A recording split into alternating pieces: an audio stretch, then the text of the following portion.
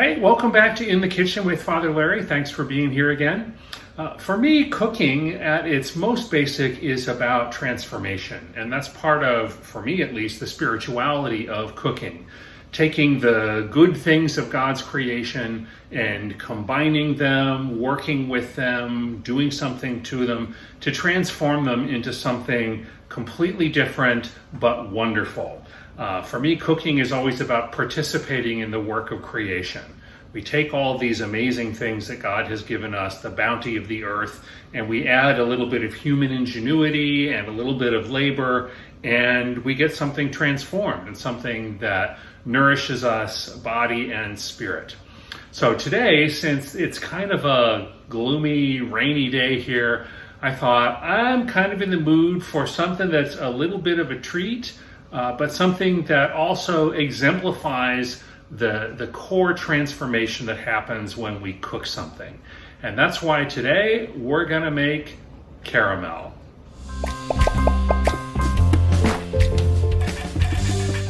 Okay, so I said caramel, and that's what it is. It's not Carmel. Carmel is a city in California or in Westchester County in New York. It is a mountain in the Middle East. Caramel, 3 syllables. If you insist on calling it Carmel, I'm not sure we can be friends anymore. It's caramel, and that's what we are making. So the essence of caramel is burned sugar.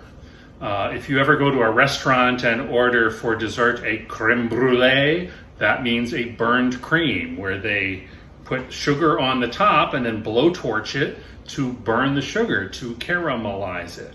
The essence of that caramelization is what food scientists call a Maillard reaction, where the very basic compounds that are part of whatever it is you're cooking, through the application of intense heat, combine and change and release a whole host of other complicated substances that give flavor and that make it something have a kind of a richness to it that you don't get with just the raw ingredients.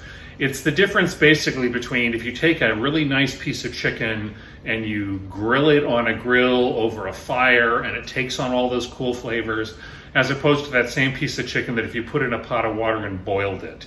They would both be cooked, but the one that was on the grill is going to be so much better because of that Maillard reaction and because it adds all these additional flavor elements. Now, caramel takes 3 very basic ingredients, sometimes only 2, and applies heat to generate that kind of transformation. The core is basically sugar, white sugar, sucrose, and you heat it, and in the process of heating it, it breaks down, it changes color, and then you add things to it to get the kind of consistency that you want. So for our caramel today, we're starting with a cup of white sugar, a little bit under a 1/4 cup of water, and then once that starts to transform and starts to caramelize, we're going to add butter and heavy cream, and that will give it that sort of creamy, buttery, caramelly flavor that everybody loves. Okay, I have a medium saucepan, which I'm putting over on high heat. And in goes 1 cup of sugar and about 1/4 cup of water. Some people will do this process without the cup of water, but I find that it helps to kind of even out the mixture. It doesn't come off as crumbly. You get fewer sugar crystals in it at the end. The water basically all boils off anyway. So we are going to give that some time to get up to heat and to start melting the sugar crystals, and then it's going to start to boil. Now you'll notice that what I'm working with here is a silicone spatula. When you are working with hot boiling sugar like this, you have to use either a silicone spatula or a wooden spoon. Do not use a metal utensil because this gets super, super hot. And you do not want to get burned while you are working with this. Working with hot sugar is always a little bit dangerous because it is so easy to get burned with it, but I think we have to be willing to risk if we're going to get something wonderful like caramel out of this. Okay, it is just starting to bubble around the edges.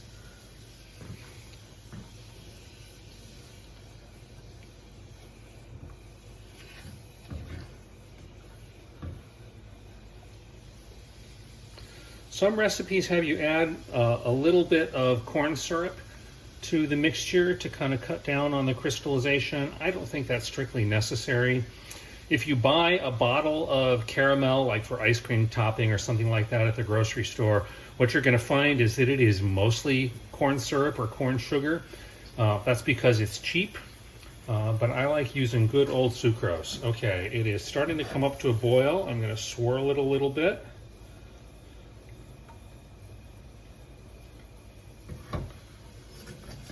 All right.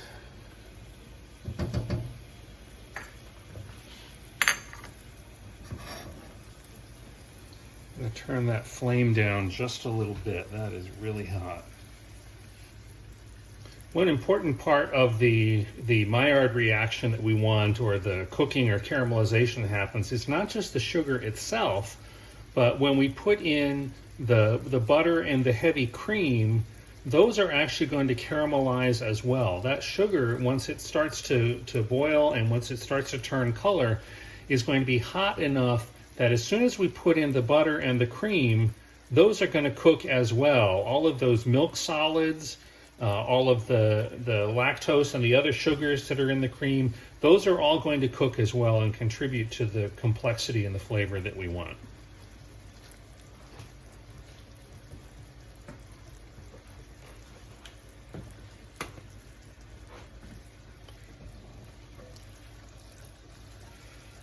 Okay, you can see it's starting to get a little bit thicker. That means that the water that we put in to start with has started to cook off. Okay, we're just starting to see a little bit of change in color in the sugar on the stove. Usually once it starts to caramelize and to turn yellowish and then brown, it doesn't happen evenly through the whole mixture at once. You'll see it'll be in spots or around the edges, but we'll swirl the pan a little bit to keep that evenly caramelized. Now you've probably noticed already that there is no candy thermometer anywhere near this pan. For other kinds of confectionery work or working with hot sugars and things like that, temperature can be super critical, and you have to be very careful to make sure that your hot sugar gets to exactly the right temperature. But when you're making caramel, it's basically a visual process. When it turns the right color, you know it's done. So you don't, strictly speaking, need to have a thermometer to make this work.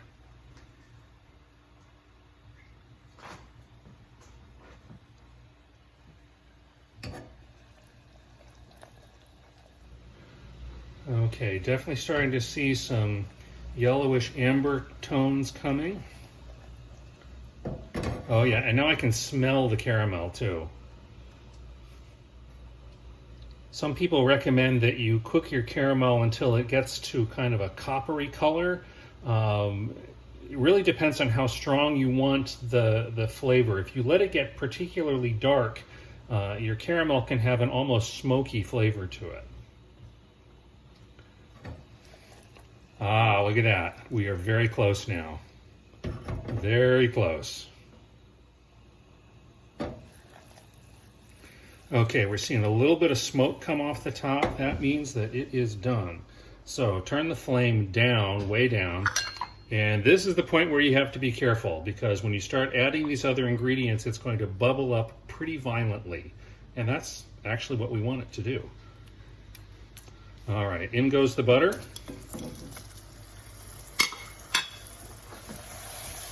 Oh yeah, look at that.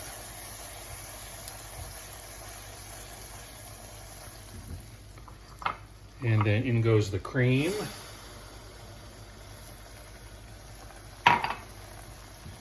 Turn the flame off. Oh yeah, that's what I'm talking about.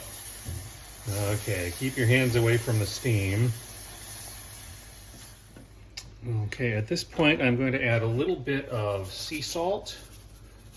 Caramel needs to have some salt in it. You don't have to make Add a little bit of salt. Caramel needs some salt. You don't have to make really salty caramel. Some people like that. That's kind of in fashion right now.